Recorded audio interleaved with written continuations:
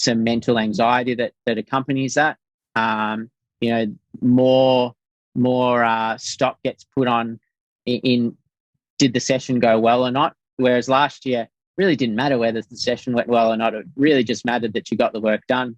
So I think probably longer uninterrupted periods of kind of low pressure, you know, low anxiety, probably lower stress, probably I think probably helps your body physically and mentally recovering, being able to absorb training. So I think it's probably a combination of factors that led to that. You know, for me, I'd finished a physio degree in 2019, and I'd kind of set aside the first half of the year to focus on Tokyo, and was going to start work after that. And then COVID hit and plans changed, but jobs also dried up. So I didn't have much choice for a few months and was kind of on the sidelines looking for work. And so that kind of gave me an opportunity, one, to basically be a full-time athlete for an extra year that I may not have gotten.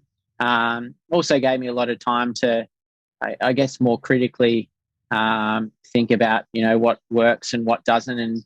And I think bigger picture, just, you know, what's my purpose, what makes me happy. And at the end of the day, I think I know that's the most important ingredient in any success is you've got to enjoy it, because if you're not enjoying it, then that sort of stress and anxiety is higher. It's you know, the motivation and the presence in your activity and being present in the activity isn't there. So having some time to kind of really critically think about that's been really good for me, and I think it's probably paid off a bit this year as well. There's so much in those summaries you've given, and would you say it'd be fair to say that that experience really has helped set up this year's results? And over the journey that you've been a runner, as you said before, everything's built on layers, and that was a really different year for everybody. And it's really quite amazing that after all these years, and you've said yourself, it took 9 years to do a PB, and it wasn't that COVID year that enabled that to happen, in your opinion?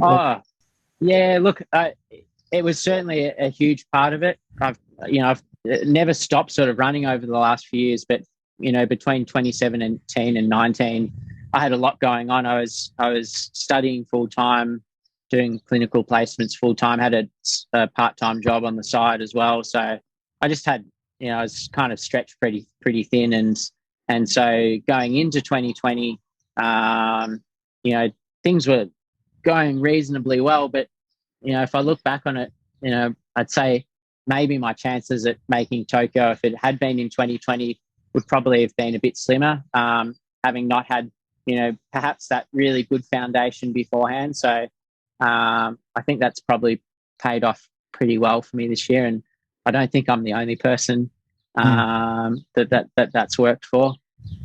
But yeah. Some key words you used there, which I really love, were presence and enjoyment. And that is so key for our athletes, because being non-professionals, being able to enjoy it is the most important thing. And having presence is really what allows that. It's kind of ironic that as a professional, you're not really supposed to enjoy it because it's your profession, but being present and enjoying it more is probably going to help you perform better. Did you take that those lessons into the races this year, kind of what you learned from last year and your experience? Yeah, absolutely. And, you know, I look back throughout my career, which arguably has been pretty sporadic. You know, I've had lots of successes, but interspersed with, you know, lots of injuries and periods of running pretty ordinarily. And I think for a long time, certainly in the early 2010s, there was always an anxiety around, you know, what am I doing, or should I be doing this? Should I be doing that? And it just was kind of this negative feedback loop that I guess just, it created a headspace which wasn't conducive to racing well, to training well.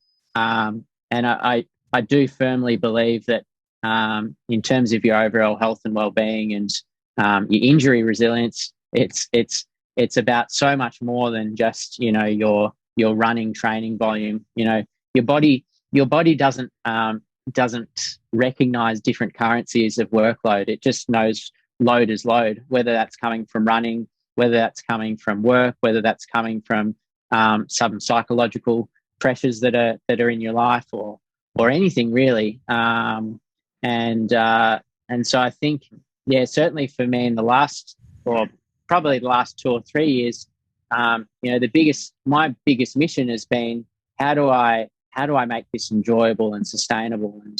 And you know, for me personally, I need to have a bit of balance in my life. I need to have things other than running going on, and that's very personal for me. For other people, it's very different. It's their best comes from when they're 100% completely immersed in just one activity. So I think that's a good point to make, is that there's no recipe for success for anyone. Some will be 100% all in, and others will have more success, having a little bit more balance in their life. But for me, having the balance, then I think has in general just kind of reduced my anxiety, you know, around training and racing and just life in general. I'm certainly not perfect at it. I still something that I have to work really, really hard on.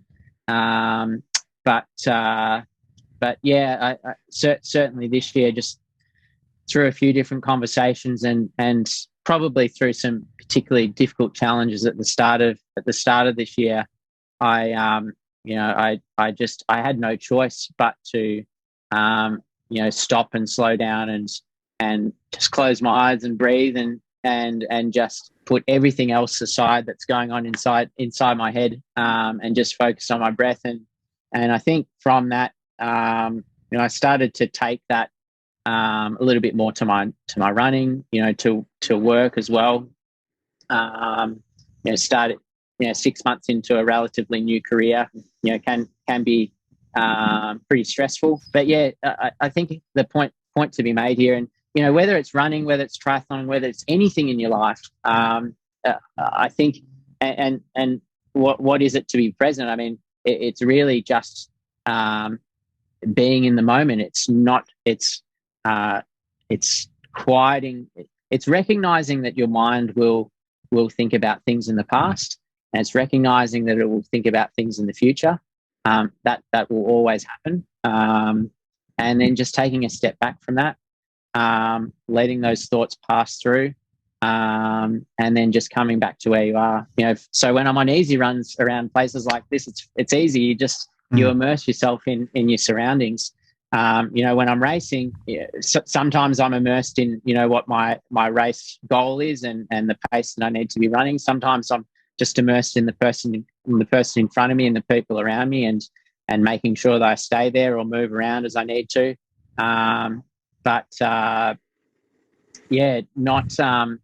Not sabotaging your effort, whether that's on the track or at work or anywhere, based on anxieties around things that have happened before or what might happen in the future. Neither of which you have any control over. You can't change the past, and you don't know what the future holds. So the only thing you can control is the present moment, and that's something I've certainly been working on a lot more this year. And as I said, I'm a relative newbie to I guess that this way of thinking, I guess, and a lot of work to do on it. But it's I've certainly found it helpful. We're all imperfect, aren't we? And it's always a work in progress. I listened to another podcast that you went on, and you talked about how you've employed a sports psychologist. I don't know how long that's been for, but is this a lot of stuff you've learnt from him? And is this something you've been practicing with him, or a bit of a mix of yourself as well? Yeah, it's So Bert and I have known each other for about 12 years, and look, initially I went and saw him professionally for actually some issues outside of running, and over the years, we caught up caught up periodically, yeah, certainly helped with some preparation and issues around anxieties with running and racing. And he was a huge part of my qualifying for my first Olympics. But over the years, we've just become really good friends, and this was another one of the great gifts of COVID was being locked down, and Skype and Zoom and FaceTime calls becoming the norm.